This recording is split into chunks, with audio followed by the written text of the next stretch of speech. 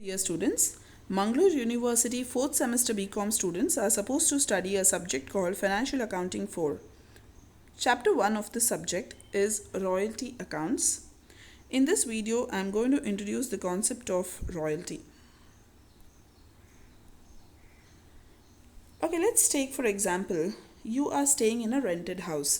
ನೀವು ಒಂದು ಬಾಡಿಗೆ ಮನೇಲಿದ್ದೀರಾ ಅಂತ ಅಂದ್ಕೊಳ್ಳೋಣ. So why do you pay rent? ಯಾಕೆ ಬಾಡಿಗೆ ಕಟ್ತೀರಾ? Because you are using somebody else's property. ಬೇರೆ ಯಾರ್ದೋ ಮನೇನ ಉಪಯೋಗಿಸ್ತಾ ಇದ್ದೀರಾ ನೀವು ಸ್ಟೇ ಮಾಡೋದಕ್ಕೆ, ಹಾಗಾಗಿ ಬಾಡಿಗೆ ಕಟ್ತೀರಾ. So royalty is also a payment which is in the nature of rent.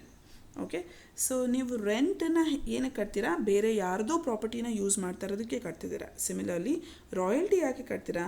ಬೇರೆ ಯಾರ್ದೋ ರೈಟನ್ನ ನೀವು ಯೂಸ್ ಮಾಡ್ತಿರ್ತೀರ. ಸೊ ಹಾಗಾಗಿ ರಾಯಲ್ಟಿ ಕಟ್ತೀರಾ. Okay, so that's why you don't call royalty rent. ರಾಯಲ್ಟಿನ ನಾವು ರೆಂಟ್ ಅಂತ ಯಾಕೆ ಕರೆಯಲ್ಲ? ಬೇರೆ ಅವರ ಪ್ರಾಪರ್ಟಿ ಅಂದರೆ ಸ್ಪೆಷಲ್ ರೈಟನ್ನು ನಾವು ಯೂಸ್ ಮಾಡ್ತಿದ್ದೀವಿ, ಹಾಗಾಗಿ ನಾವು ಅದನ್ನು ರಾಯಲ್ಟಿ ಅಂತ ಕರಿತೀವಿ. Okay, so before looking into the meaning of royalty, let's first understand what do you mean by copyrights, patents and mining rights. So ನೀವು ಯಾವುದೋ ಒಂದು ಬುಕ್ ಬರೀತೀರಾ ಅಂತ ಇಟ್ಕೊಳ್ಳೋಣ. ಸೊ ನೀವು ಆಥರ್ ಆಗಿ ನೀವೇ ಹೋಗಿ ಅದನ್ನು ಪ್ರಿಂಟ್ ಮಾಡಿ ಸೇಲ್ ಮಾಡೋಕ್ಕೆ ಕಂಪ್ಲೀಟ್ ರೈಟ್ಸ್ ನಿಮಗೆ ಸಿಗುತ್ತೆ.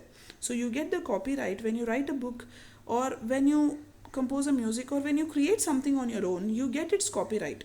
ಓಕೆ, ಸೊ ನಿಮಗೆ ಅದನ್ನು ಪ್ರಿಂಟ್ ಮಾಡಿ ಸೇಲ್ ಮಾಡೋಕ್ಕೆ ಕಂಪ್ಲೀಟ್ ರೈಟ್ಸ್ ಇದೆ. ಅಥವಾ ಮ್ಯೂಸಿಕ್ ಕಂಪೋಸಿಷನ್ ಮಾಡಿದ್ದೀರಾ ಅಂದರೆ ನೀವು ಅದನ್ನು ರೆಕಾರ್ಡ್ ಮಾಡಿ ಸೇಲ್ ಮಾಡೋದಕ್ಕೆ ನಿಮಗೆ ಕಂಪ್ಲೀಟ್ ರೈಟ್ಸ್ ಇದೆ. So that is called copyright. So you are the owner of the copyright. When you write a book, the author is the owner of that copyright. But he doesn't have time to print and sell it. So what does he do? He lets it out to somebody else to do this work. So ಈಗ ಸುಧಾಮೂರ್ತಿ ಅವರು ಬರೆದಿರೋ 3000 stitches ಎಷ್ಟೋ books ಬರೆದಿದ್ದಾರೆ. ಅದರಲ್ಲಿ 3000 stitches ಅನ್ನೋ ಬುಕ್ಕನ್ನು ಅವರು Penguin Random House India Private ಲಿಮಿಟೆಡ್ಗೆ ಅವ್ರು ಲೆಟ್ ಔಟ್ ಮಾಡಿದ್ದಾರೆ. Okay, so these are the publishers. Generally all her books are published by Penguin Random House India Private Limited. Earlier it was Swapna Prakashana which used to publish it.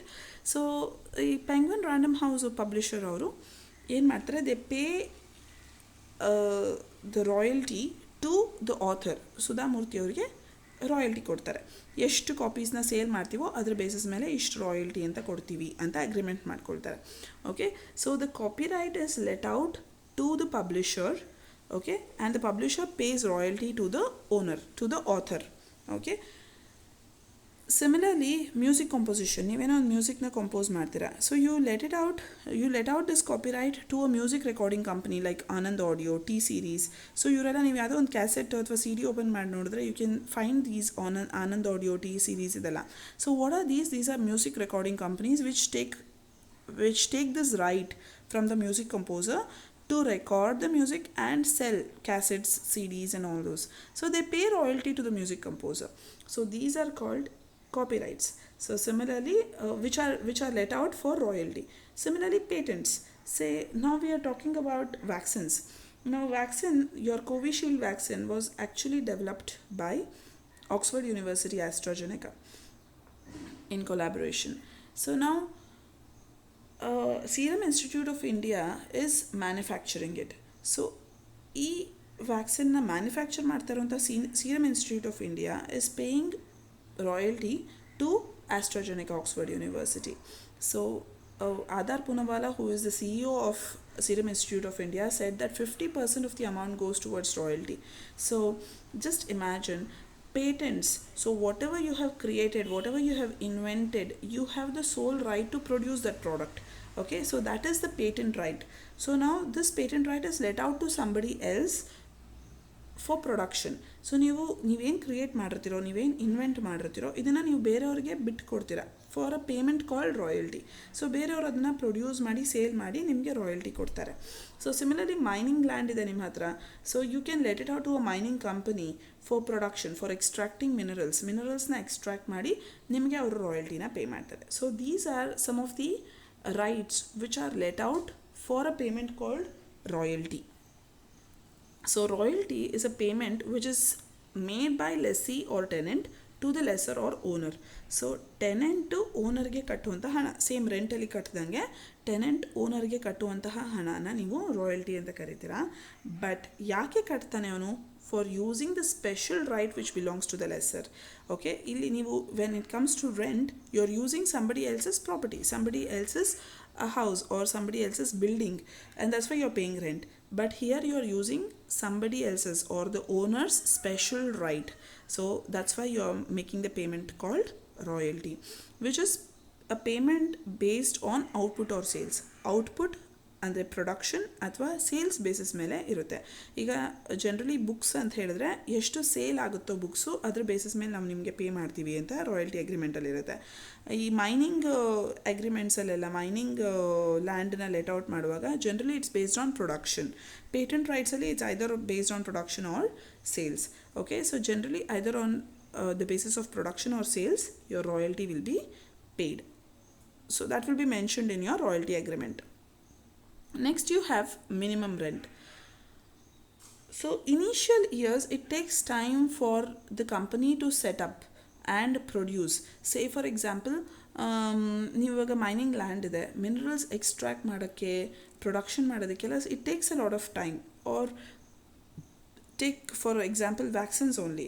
So initially whatever vaccine was found out, for its approval and for its production it takes a lot of time, okay, before they roll it out in the market. So our time gap nalli the owner or the lessor should not face hardships, and that's why there is something called minimum rent, minimum guaranteed amount which is paid by the lessee to the lessor. Okay, so owner or the ಲೆಸರ್ಗೆ hardships face ಆಗಬಾರ್ದು. Initial ಇಯರ್ಸಲ್ಲಿ production ಮಾಡೋದಕ್ಕಾಗಲಿ, production of the patented ಆರ್ಟಿಕಲ್ಗಾಗಲಿ ಅಥವಾ minerals extract ಮಾಡೋಕ್ಕಾಗಲಿ time ತೊಗೊಳುತ್ತೆ. So ಆ particular time ಪೀರಿಯಡಲ್ಲಿ the owner should not suffer. That's the reason why this minimum rent concept was introduced. So minimum ಇಷ್ಟು ಹಣ ಕಟ್ಟಲೇಬೇಕು ಅನ್ನೋದು ಅಗ್ರಿಮೆಂಟಲ್ಲಿ ಡಿಸೈಡ್ ಆಗಿರುತ್ತೆ. That's called minimum rent. And short workings ಅನ್ನೋದು excess of minimum rent over royalty. ಈಗ ಸೇ for example first minimum rent ಅನ್ನೋದು 50,000 ರೂಪಾಯಿ ಅಂತ ಡಿಸೈಡ್ ಆಗಿರುತ್ತೆ. 50,000 ರೂಪಾಯಿ ಮಿನಿಮಮ್ಮು ಟೆನೆಂಟ್ ಓನರ್ಗೆ ಕಟ್ಟಲೇಬೇಕು ಅಂತ.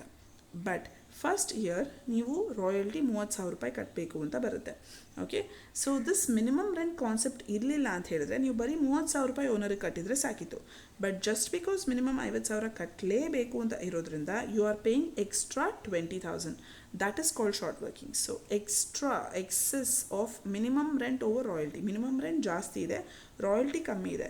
So royalty is less than minimum rent. So ಅಂಥ ಟೈಮಲ್ಲಿ ನಿಮಗೆ ಶಾರ್ಟ್ ವರ್ಕಿಂಗ್ಸ್ ಅನ್ನೋದು ಕ್ರಿಯೇಟ್ ಆಗುತ್ತೆ. So which is minimum rent minus royalty, that is 20,000. 50,000 minus 30,000, 20,000 will be your short workings. So excess of minimum rent over actual royalty, that becomes short workings. ಈ short ವರ್ಕಿಂಗ್ಸ್ನ ನೀವು recover ಮಾಡ್ಕೊಳ್ಬಹುದು. Second ಇಯರಲ್ಲಿ royalty ಜಾಸ್ತಿ ಇದೆ ಅಂತ ಇಟ್ಕೊಳ್ಳೋಣ. 50,000 ರೂಪಾಯಿ minimum rent, but royalty is 60,000. So 60,000 ರೂಪಾಯಿ ಇದೆ. So that extra 10,000 whatever you have, you need not pay, you can keep it with yourself. ಅಂದರೆ tenant can recover that amount. ಆ 10,000 ರೂಪಾಯಿನ ಅವನು ಕಟ್ಟಬೇಕು ಅಂತ ಇಲ್ಲ, ಎಕ್ಸ್ಟ್ರಾ 10,000 ರೂಪಾಯಿನ ಅವನು ಇಟ್ಕೊಳ್ಬಹುದು. 50,000 ರೂಪಾಯಿ ಮಾತ್ರ ಕಟ್ಟಿದ್ರೆ ಸಾಕು. ಆ್ಯಕ್ಚುಲಿ ಸ್ಪೀಕಿಂಗ್ ನಾವು ಇವಾಗ ಮಿನಿಮಮ್ ರೆಂಟ್ ಕಾನ್ಸೆಪ್ಟ್ ಇರಲಿಲ್ಲ ಅಂತ ಹೇಳಿದ್ರೆ ರಾಯಲ್ಟಿ ಆಫ್ 60,000 ನಾವು ಪೇ ಮಾಡಬೇಕಿತ್ತು.